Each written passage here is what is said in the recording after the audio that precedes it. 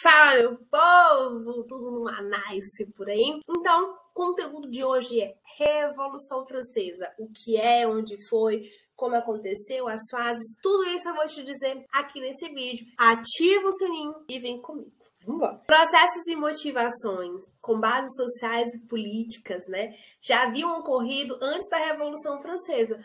Esse movimento que ocorreu na França entre os anos de 1789 e 1799, para nós historiadores, né, que dá início aí à Idade Contemporânea. Ele pode ser dividido em três fases: a Assembleia Nacional Constituinte e a Assembleia Legislativa, a Convenção Nacional e o Diretório. Liberdade, igualdade e fraternidade. Esse é o famoso lema da Revolução Francesa, que basicamente quer dizer igualdade social e econômica para todos e o respeito ao próximo. Esse se virou o tema da Revolução e foi dito por Robespierre, que foi um jacobino e que teve um certo destaque dentro do processo de revolução. Ele é o líder da Revolução? Não, ele não é o líder da Revolução.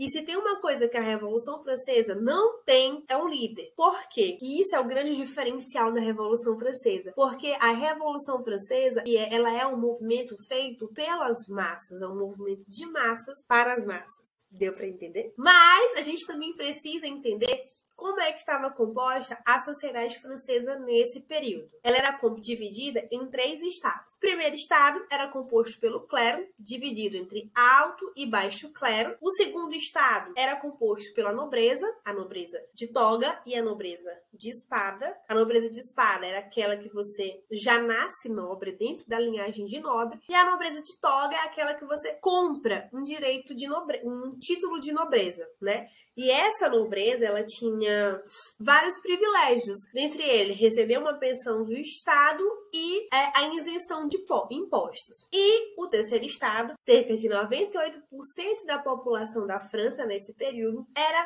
composto por um mix dos grupos da burguesia, dos camponeses e dos trabalhadores urbanos. E era esse estado que bancava os luxos do primeiro e do segundo estado. E aí, como é que era feito, como é que eles bancavam os luxos? Através da cobrança abusiva de impostos altíssimos. E esse estado, ele não era ouvido em absolutamente nada.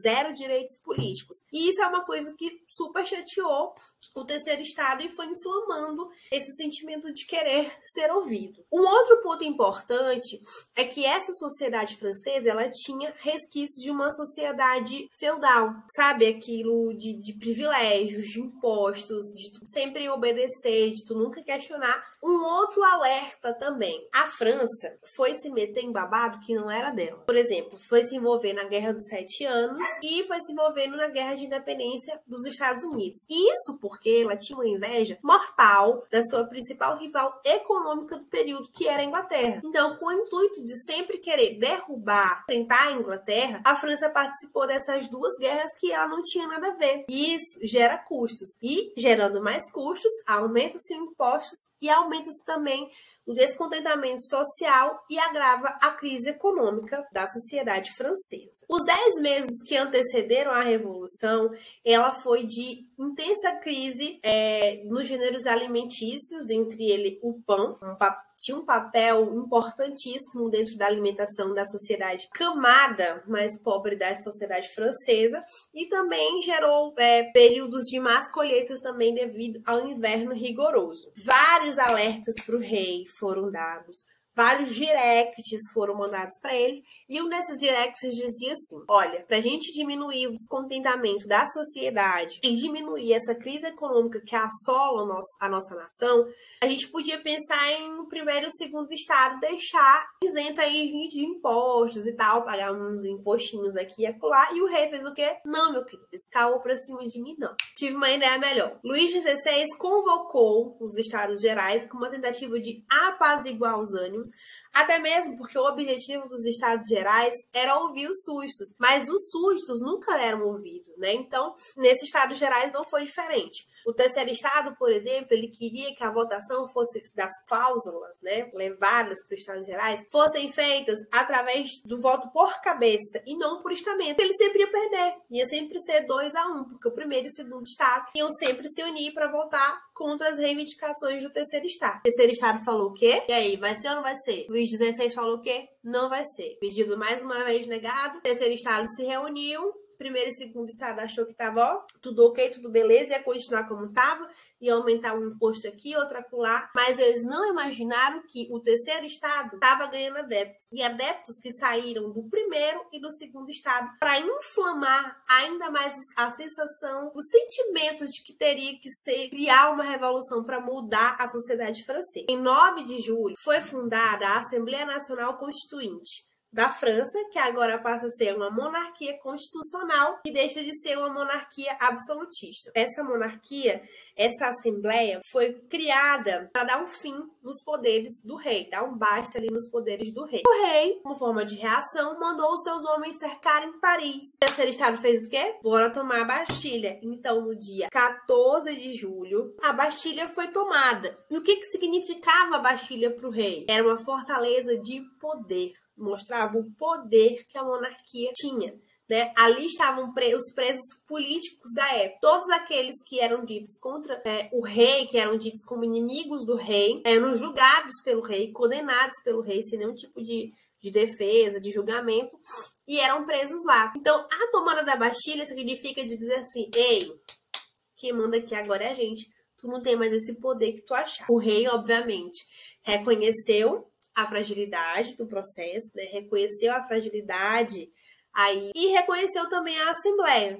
Essa vitória se espalhou por todo o território francês. Camponeses invadiram castelos da nobreza, executaram famílias inteiras e exigiram uma reforma fundiária. Esse período é chamado como o Grande Medo, o período do Grande Medo. Em 1791, foi proclamada a primeira Constituição da França, instalando-se aí novos princípios políticos e jurídicos, com bases aí no Iluminismo, e no meio estava a reforma administrativa e judiciária, que descentralizava o poder das mãos de poucos.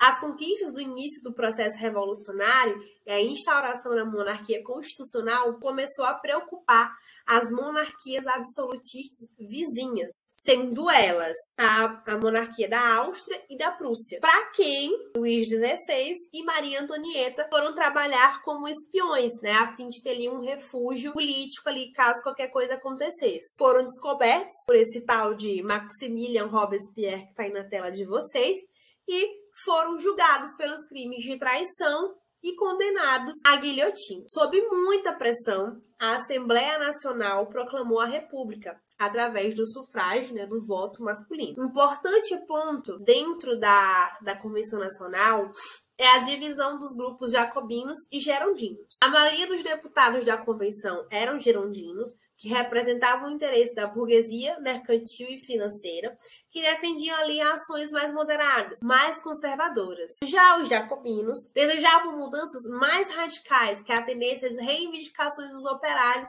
e da pequena e média burguesia, né, como, por exemplo, a diminuição ou o fim de muitos dos impostos que eram cobrados. A forma radical como os jacobinos agiam acabou despertando a reação dos grupos mais conservadores e aplicaram a famosa e conhecida reação termidoriana, que foi organizada pela grande burguesia em 1794 e levou Robespierre à guilhotina. Em 1795, o Tribunal Revolucionário foi extinto e uma nova Constituição foi elaborada. O voto censitário foi restabelecido e dividiu-se o poder executivo entre 5 diretores, que seriam trocados periodicamente. Esse novo governo, essa fase da Revolução Francesa, é chamado de diretório, que reuniu a antiga burguesia girondina, que deu um fim nas revoluções, entre aspas, internas, radicais dos jacobinos e trouxe também os novos setores enriquecidos